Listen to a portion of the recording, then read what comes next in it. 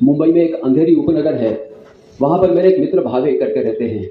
रोज सुबह 8:25 की fast local पकड़ते हैं, अंधेरी से जज गेट वहां नौकरी करते हैं। शाम को 5:30 की फास्ट लोकल पकड़ के अंधेरी उतरते हैं। चलते चलते अपने घर तक जाते हैं। 10-15 मिनट का अंतर है। घर पे आते ही हाथ पैर मुंह धोना, न्यूज़पेपर खोल के बैठना, पत्नी चाय बना के देती है। चाय खत्म होते ही टीवी चालू करते हैं, 2-3 सीरियल देख ली, भोजन किया, सो गए। ना कुणाचा अध्यात्म, ना कुणाचा मध्यात्म, ऐसा उनका काम जीवन चल रहा था। एक दिन ऐसे ही शाम को 5:30 की फास्ट लोकल पकड़ी, अंधेरी स्टेशन पर उतरे, चलते चलते घर जा रहे थे। रास्ते में एक चौराहा पड़ता है। चौराहे में एक टैक्सी खड़ी थी और टैक्सी के आजू बाजू बहुत सारे लोगों की भीड़ जमा हो गई थी। तो ये भावे साहब ने राह चलते किसी एक व्यक्ति को पूछ लिया कि क्या हुआ है।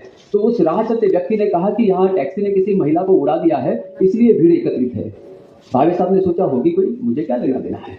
यह सोचकर भावे जी घर पे चले आए, हाथ पैर मुंह धोया, वर्तमान पत्र खोला, पत्नी ने आके चाय दी। चाय पी रहे थे, उस समय पर डोरबेल बजती है। मित्रों, ये कपोलकल्पित घटना नहीं है, ये घटित घटना बता रहा हूं आपको। डोरबेल बजते ही भावे जी ने दरवाजा खोला। सामने पुलिस के 2 हवलदार खड़े थे। एक ने पूछा, क्या भावे साहब आप ही हैं? तो कहा कि हाँ, मैं ही भावे हूँ। क्या हुआ? आपको हमारे साथ चलना होगा। कहाँ जाना है? आप चलिए तो सही। वो दोनों हवलदार भावे जी को लेकर उसी टैक्सी के पास आए, जो टैक्सी उन्होंने स्टेशन से घर तक आते समय बीच में चौराहे में देखी थी। अभी भी लोगों की भीड़ वहां एकत्रित थी।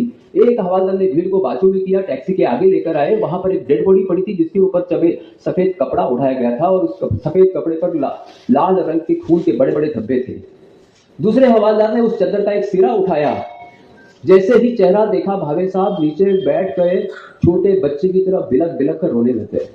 वहां एकत्रित भीड़ ने उन्हें शांत करने की बहुत कोशिश की, लेकिन वो किसी से शांत नहीं हो रहे थे, रोए जा रहे थे। क्यों? क्योंकि वो मरी हुई महिला उनकी मां थी। ये भावे जी ने ये टैक्सी 2 बार देखी थी। पहली बार सोचा होगी कोई, मुझे क्या लेना देना है, लेकिन जब पता चला कि ये मेरी मां है, तो वहां उनको रोने से कोई रोक नहीं सकता था।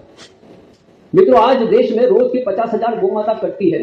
हर उस गोख में जन्म लेने वाला बच्चा जब जन्म लेता है तो एक गौमाता वहां कटती रहती है।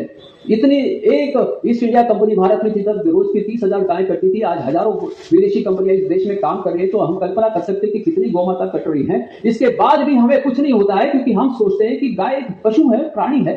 मित्रों, इस संस्था के साथ तन मन धन से आप तभी जुड़ पाएंगे जब आपके मन में विचार आएगा कि गौमाता पशु नहीं, ये मेरी मां है।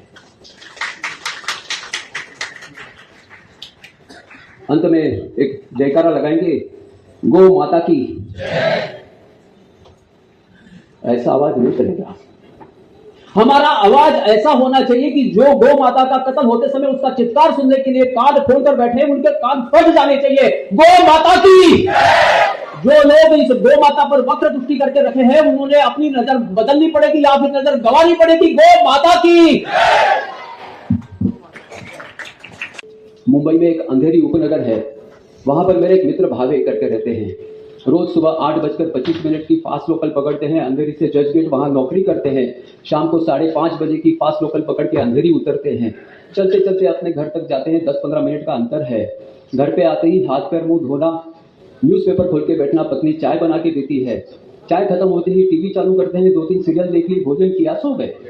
ना कुणाचा अध्यात्म, ना कुणाचा मध्यात्म, ऐसा उनका काम जीवन चल रहा था। एक दिन ऐसे ही शाम को 5:30 की फास्ट लोकल पकड़ी, अंधेरी स्टेशन पर उतरे, चलते चलते घर जा रहे थे। रास्ते में एक चौराहा पड़ता है। चौराहे में एक टैक्सी खड़ी थी और टैक्सी के आजू बाजू बहुत सारे लोगों की भीड़ जमा हो गई थी। तो ये भावे साहब ने राह चलते किसी एक व्यक्ति को पूछ लिया कि क्या हुआ है। तो उस राह चलते व्यक्ति ने कहा कि यहाँ